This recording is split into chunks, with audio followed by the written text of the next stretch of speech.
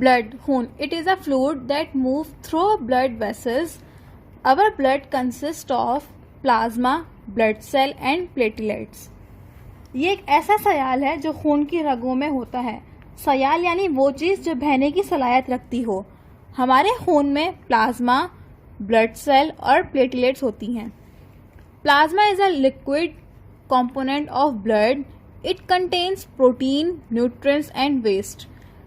Plasma जो है वो एक माँ जज़ू है हमारे खून का, मतलब एक पानी के जैसा. इसके पास प्रोटीन होते हैं, न्यूट्रिएंट्स होती हैं और वेस्ट होता है. Red blood cells carry oxygen and carbon dioxide. Red blood cell में ऑक्सीजन और कार्बन डाइऑक्साइड होता है. White blood cell fights against disease causing microorganisms. They are helpful in improving our internal defense mechanism. White blood cell जो होते हैं वो लड़ते हैं जो माइक्रो ऑर्गेनिज्म होते हैं जो हमारी बीमारियों की वजह बनते हैं, उनके अगेंस्ट, उनके खिलाफ ये लड़ते हैं और ये हमारी अंदरूनी दिफाई तरीक़ेकार को बेहतर बनाने में मदद करते हैं. Platelets help to clot blood when you get injured. जब हमें कोई चोट लगती है और उस चोट में से खून निकलता है, आप देखते हैं थोड़ी देर बाद वो खून जमना शुरू हो जाता है, तो उस खून को जमाने का जो अमल है वो प्लेटलेट्स करते हैं. इसके बाद है ब्लड कंपोजिशन इन परसेंट, कि हमारे पास कौन सी चीज़ कितने परसेंट हमारे ब्लड के अंदर होती है. अब वाइट ब्लड सेल्स 1%, मतलब कि ये 1% हमारे ब्लड में पाए जाते हैं. ये रहे वाइट ब्लड. Plasma 52 to 62%. ये प्लाज्मा देखें हमारे पूरे ब्लड में है, ये हमारे पास 52 to 62% होती है. रेड ब्लड सेल 38 to 48%, ये रेड ब्लड सेल हैं. प्लेटलेट्स 1%, ये आप देख सकते हैं छोटे छोटे प्लेटलेट्स हैं, ये 1% होती हैं. कॉम्पोनेंट्स ऑफ ब्लड, ये हमारे ब्लड के कॉम्पोनेंट्स हैं. Blood is of no use if it is not pumped throughout the body. अगर हमारा खून जो है वो पूरी बॉडी में पंप नहीं होगा तो वो हमारे किसी काम का नहीं है. This important function is performed by our heart. ये अहम काम जो है ये हमारा दिल अदा करता है. Heart the muscular pump. The heart is an important organ in the circulatory system. हमारे गर्दिशी निज़ाम में दिल जो है वो एक अहम ऑर्गन है. It is a hollow muscular pump that circulates blood throughout the body. ये एक खोखली अज़लाती पंप है जो पूरे जिस्म में खून को गर्दिश करता है. Structure of the heart. The human heart has 4 chambers. हमारे दिल के 4 खाने होते हैं. The upper 2 chamber are the right and left atrium. जो ऊपर वाले 2 खाने होते हैं वो क्या कहलाते हैं? राइट एंड लेफ्ट आर्ट्रियम्स कहलाते हैं. The lower 2 chambers are the right and left ventricles. और नीचे वाले 2 खाने जो होते हैं वो क्या कहलाते हैं? Right and left ventricles. The size of an adult heart is about a close fist. एक जवान इंसान के दिल का साइज एक बंद मुट्ठी के बराबर होता है. जैसे कि हम ये मुट्ठी अपनी बंद करेंगे तो ये जो हमारा साइज है ये हमारे एक दिल का साइज होगा. इसके बाद है parts of the human heart, इंसानी दिल के हिस्से. ऑर्टा, ये ऑर्टा है. लेफ्ट आर्ट्रियम, ये लेफ्ट आर्ट्रियम है.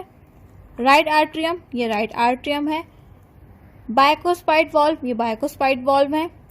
ट्राइकोस्पाइड वॉल्व, ये ट्राइकोस्पाइड वॉल्व है. लेफ्ट वेंट्रिकल, ये लेफ्ट वेंट्रिकल है. राइट वेंट्रिकल, ये राइट वेंट्रिकल है.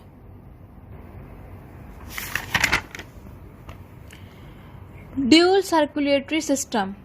Our heart perform 2 circulation. हमारा दिल जो है वो 2 तरह की गर्दिशी करता है. 1 from the heart to the lung, पहली दिल से फेफड़ों तक. And the other from the heart to all other body parts, दूसरी दिल से और जितने भी हमारे जिस्म के हिस्से हैं उन तक. Deoxygenated blood from the body, जो हमारी बॉडी से डीऑक्सीजनेटेड ब्लड आता है वो इस जगह से आता है.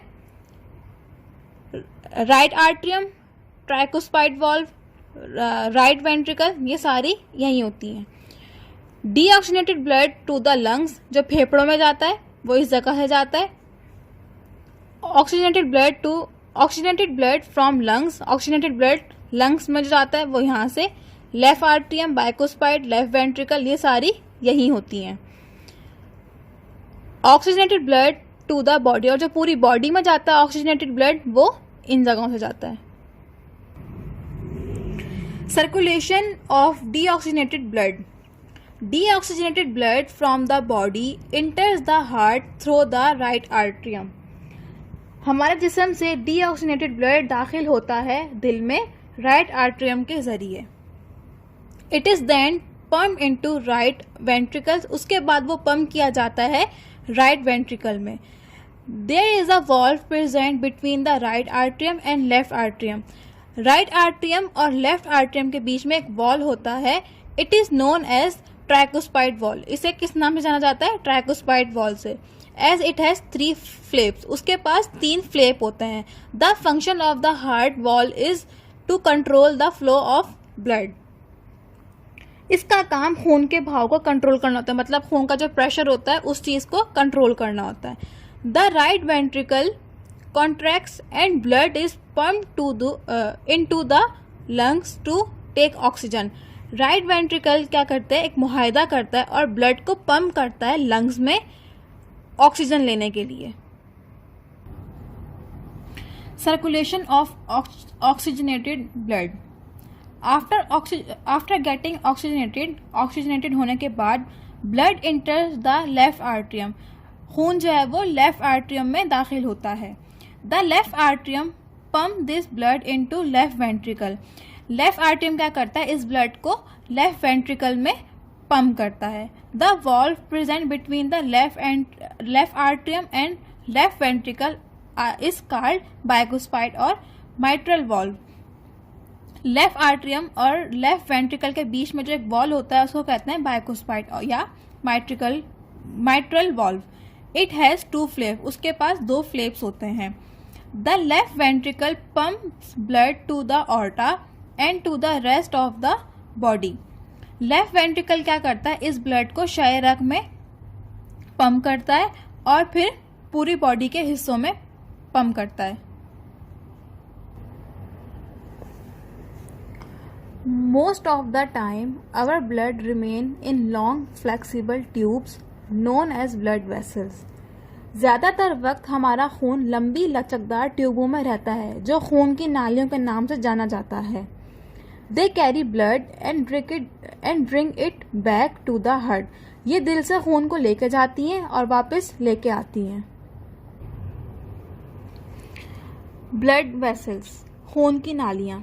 There are 3 different types of blood vessels. हमारे पास 3 मुख्तलिफ किस्म की खून की नालियाँ होती हैं। Arteries, veins and capillaries. Arteries carry blood away from the heart. They are the thickest blood vessels with muscular walls. शरियानें दिल से खून को लेकर जाती हैं। ये पट्टों की दीवारों के साथ सबसे मोटी रगें हैं। Oxygen rich blood is pumped from the heart in the aorta. Oxygen से भरपूर खून दिल से शय रग में पंप करती हैं। This huge artery then divides and blood is circulated throughout the body. इसके बाद ये बड़ी नसें तकसीम हो जाती हैं और पूरे जिस्म में खून गर्दिश करती हैं।